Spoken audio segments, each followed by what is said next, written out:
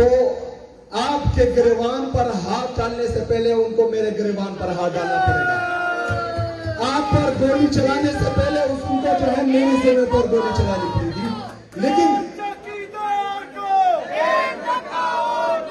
High court کے 3 معزز ججز صاحبان مجھے یہ حکم دیتے ہیں کہ آپ اپنے لیڈر اپنے قائد جناب عمران خان صاحب سے اڈیالہ جیل میں مل سکتے ہیں. 3 ججز اسلام آباد ہائی کورٹ کے 3 ججز یہ حکم دے رہے ہیں کہ میری اپنے لیڈر اپنے قائد جناب عمران خان صاحب سے ملاقات کرائی جائے. اس حکم کو ردی کی ٹوکری میں کون پھینکتا ہے؟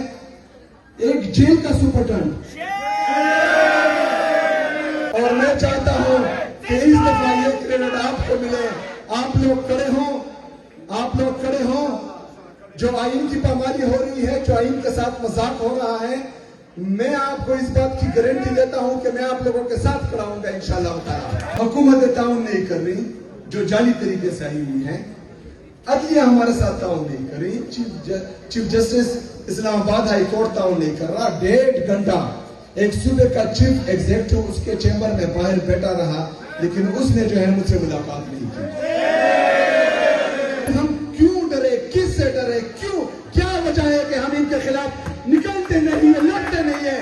ہم نے اپنے حقوق کے لیے کھڑا ہونا ہے. ہمارے لیے کسی طارق بن زیاد یا محمد بن قاسم نے نہیں آنا.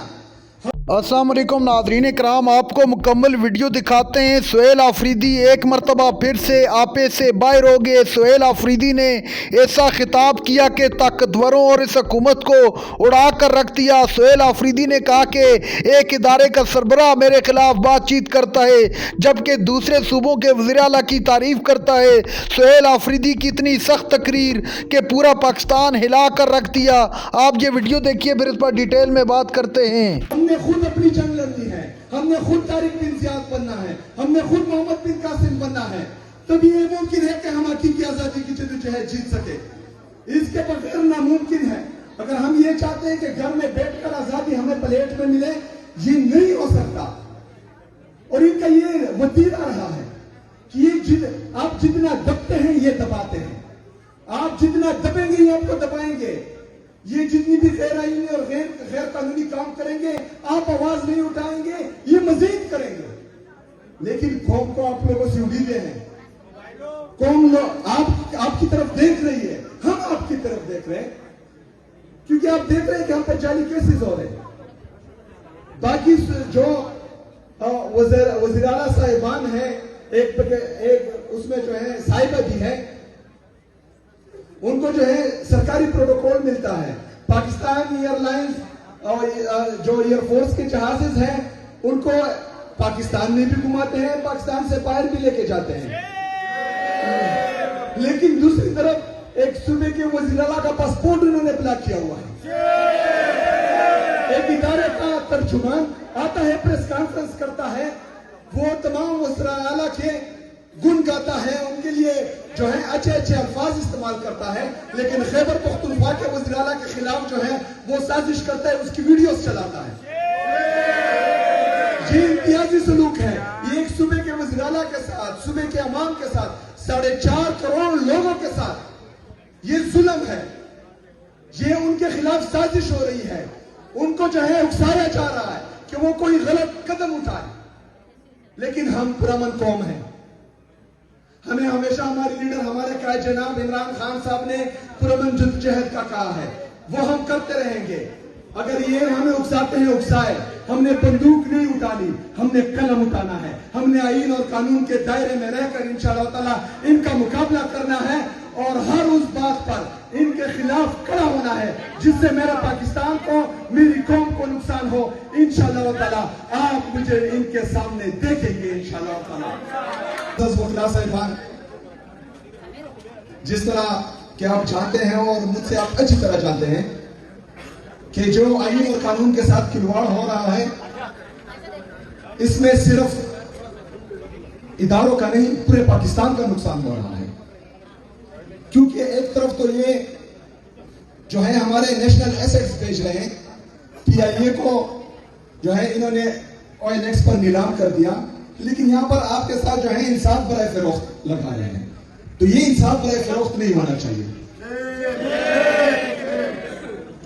ہمیشہ سے پاکستانیوں کو یہی امید رہتی تھی کہ کچھ سرکاری افسران یا کچھ لوگ ہمارے ساتھ ظلم کر رہے ہیں, ہمارے خلاف جو ہے سازشیں کر رہے ہیں, تو چلے عدلیہ تو ہے, وہ ہمیں انصاف دے گی, عدلیہ ہمارے ساتھ کھڑی ہوگی. لیکن آپ کے عدلیہ کا ابھی یہ حال ہے کہ اسلام آباد ہائی کورٹ کے 3 معزز ججز صاحبان مجھے یہ حکم دیتے ہیں کہ آپ اپنے لیڈر, اپنے قائد جناب عمران خان صاحب سے اڈیالہ جیل میں مل سکتے ہیں. 3 ججز, اسلام آباد ہائی کورٹ کے 3 ججز یہ حکم دے رہے ہیں کہ میری اپنے لیڈر, اپنے قائد جناب عمران خان صاحب سے ملاقات کرائی جائے. اس حکم کو ردی کی ٹوکری میں کون پھینکتا ہے؟ ایک جیل کا سپرڈنٹ.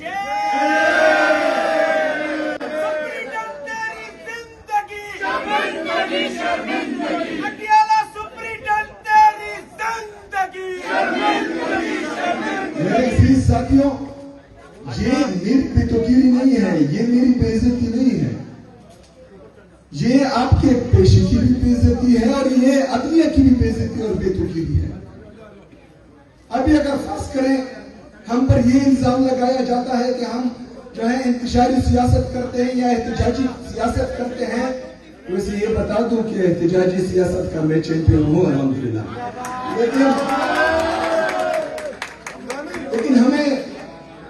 ہم جب احتجاجی سیاست میں جاتے ہیں, جس کی اجازت ہمیں آئین اور قانون دیتا ہے, تو ہم تمام اپنے آئینی قانونی راستے اختیار کر چکے ہوتے ہیں. میں جب وزیر اعلیٰ بنا, ہائی کورٹ بار کا اہم کردار رہا ہے, اور میں چاہتا ہوں کہ اس دفعہ یہ کریڈٹ آپ کو ملے. آپ لوگ کھڑے ہوں, جو آئین کی پامالی ہو رہی ہے, جو آئین کے ساتھ مذاق ہو رہا ہے, میں آپ کو اس بات کی گارنٹی دیتا ہوں کہ میں آپ لوگوں کے ساتھ کھڑا ہوں گا انشاءاللہ تعالی. عدلیہ کی بحالی کے لیے جب آپ لوگ نکلے کھڑے ہوں, تو آپ کے گریبان پر ہاتھ ڈالنے سے پہلے ان کو میرے گریبان پر ہاتھ ڈالنا پڑے گا.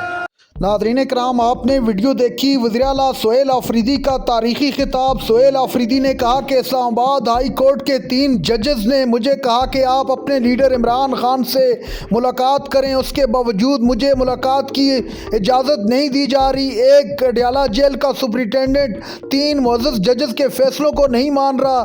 کیا اس کو آپ آئین اور جمہوریت کہیں گے؟ اگر اسی طرح چلتا رہا تو آپ کو اس کی بھاری قیمت چکانی پڑے گی.